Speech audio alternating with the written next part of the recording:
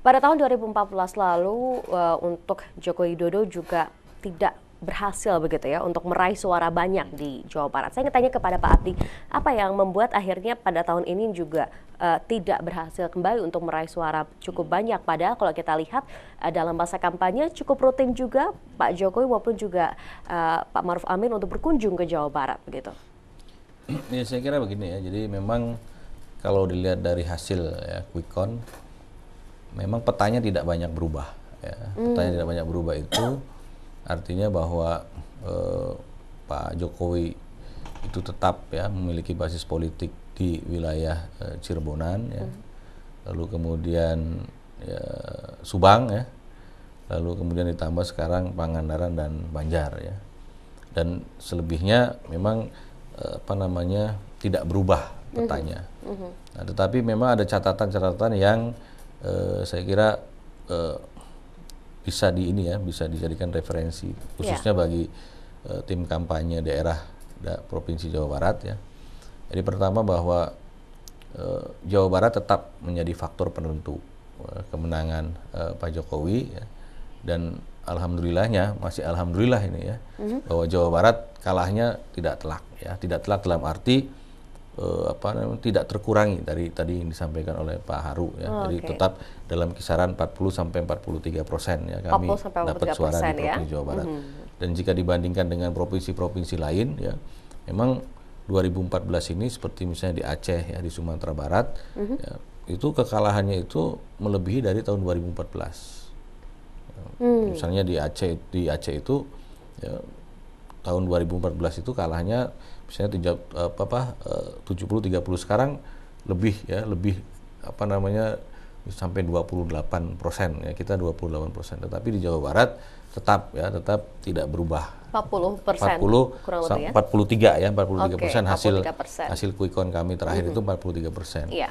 Nah, sehingga suara itu ya di Jawa Barat ini tetap tidak mengurangi suara-suara lain di provinsi lain di Indonesia ini, gitu. Sehingga hasilnya itu bisa ditutup oleh Provinsi Jawa Tengah dan Jawa Timur, gitu ya. Di Jawa Tengah kisaran persentasenya kita unggul hampir 77%, ya.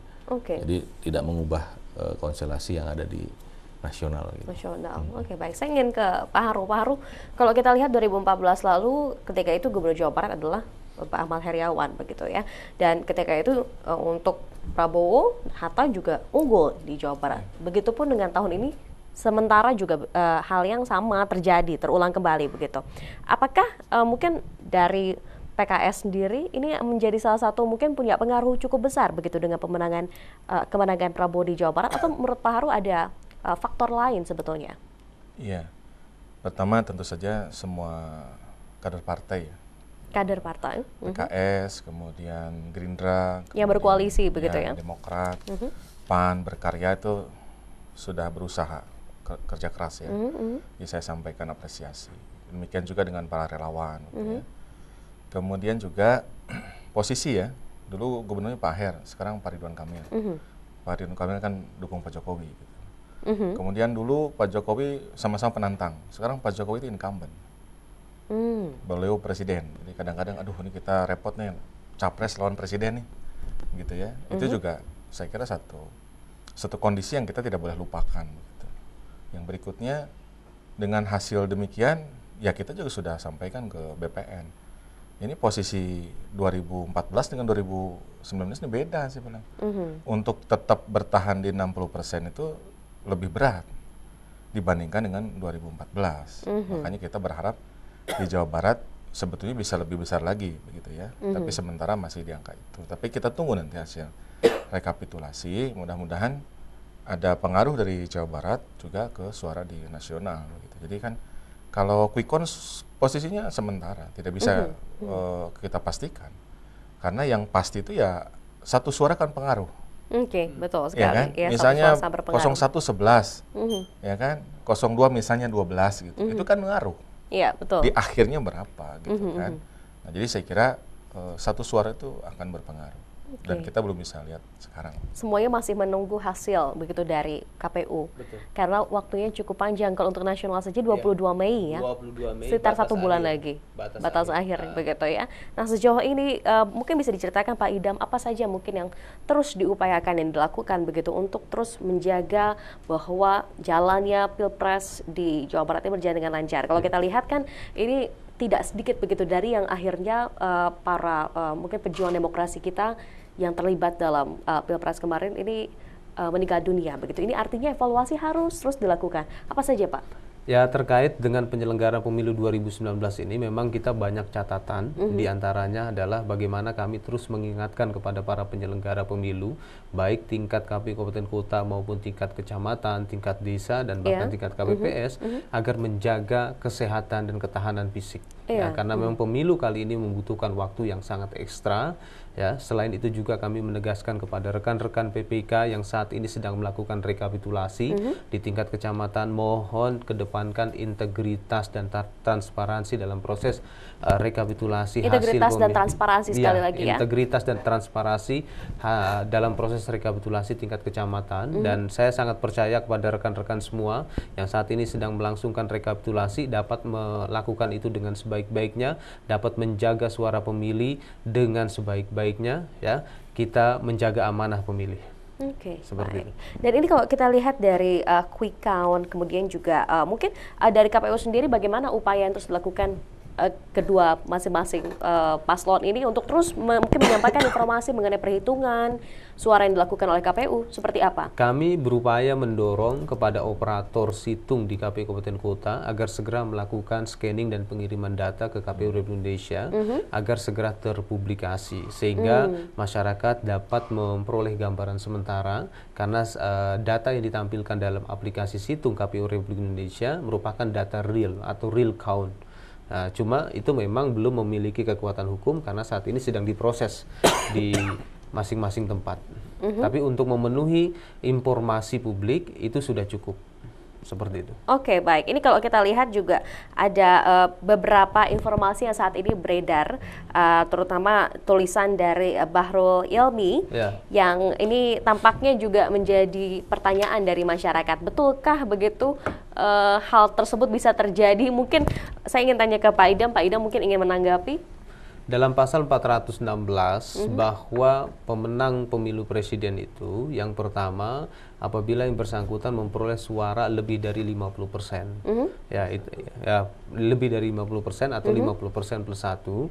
Yang selanjutnya itu harus tersebar di setengah provinsi dengan rata-rata sebaran minimal 20%. Oke. Itu di pasal 416 Undang-Undang Nomor 7 Tahun 2017, seperti itu. Oke, jadi kalau untuk memenangkan pemilihan presiden ini tidak melihat dari penyebaran daerahnya, yang penting adalah persebarannya tetap dilihat. Tetap dilihat. Tapi untuk perolehan suaranya? Ya sama, tetap dilihat. Semuanya dilihat, apakah nanti suara mayoritas atau tidak. Lalu persebarannya bagaimana? Minimal 20%. Minimal 20%. Ya, di itu setengah tetap provinsi. Di setengah provinsi. Oke, Pak Abdi mungkin Anda ingin menanggapi? Iya, saya kira ini juga ini ya untuk meluruskan ya, informasi terkait tentang viralnya informasi ya tentang pemenang presiden. Jadi seperti apa yang disampaikan oleh beberapa pakar tata negara ya, termasuk juga Bayu Nugroho ya, kemudian Prof Yusril, beliau menyampaikan bahwa informasi yang viral itu sebenarnya sudah gugur ya, sudah terpatahkan dengan putusan Mahkamah Konstitusi tahun 2014.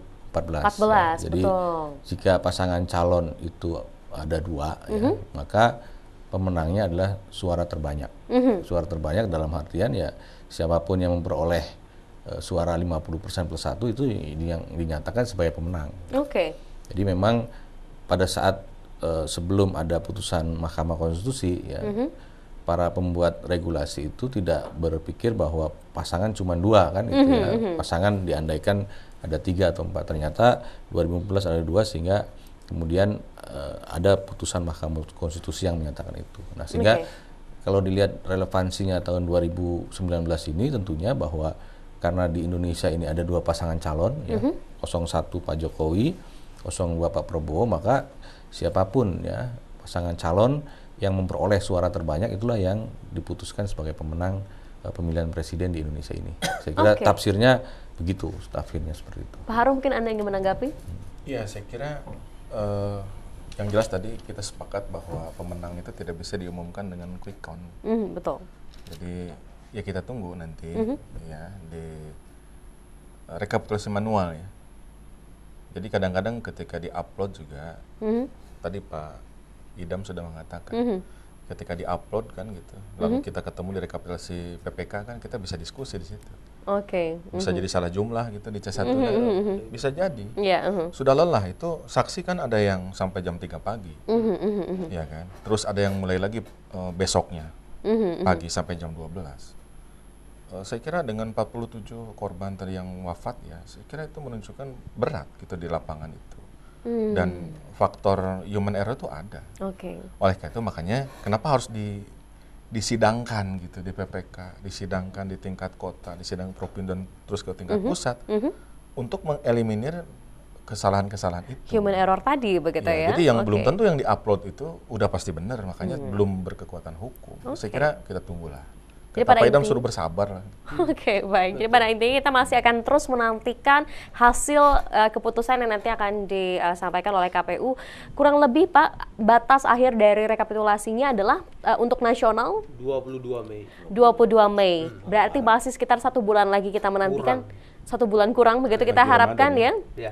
Pada saat bulan Ramadan nanti kita tetap akan terus menjaga kedamaian. Ya, tidak ada lagi mungkin hoax yang menyebar begitu ya. Kita kawal bersama jalannya Pilpres hingga nanti masa batas akhir dari rekapitulasi adalah pada tanggal 22 Mei 2019 di tingkat nasional begitu ya. Terima kasih banyak untuk narasumber yang sudah hadir pada pagi hari ini. Ada Pak Haru Swandaro, beliau adalah perwakilan dari Badan Pemenangan Provinsi atau BPP. Kemudian juga ada Bapak Dr. Idam Holik, Komisioner KPU Jawa Barat, dan juga Pak Abdi Yuhanda, yaitulah perwakilan dari TKD yang sudah hadir pada pagi hari ini. Terima kasih banyak sudah hadir di iNews Jabar, dan selepas jeda kami masih akan kembali dengan sejumlah informasi. Tetap bersama kami di iNews Jabar, kami akan segera kembali.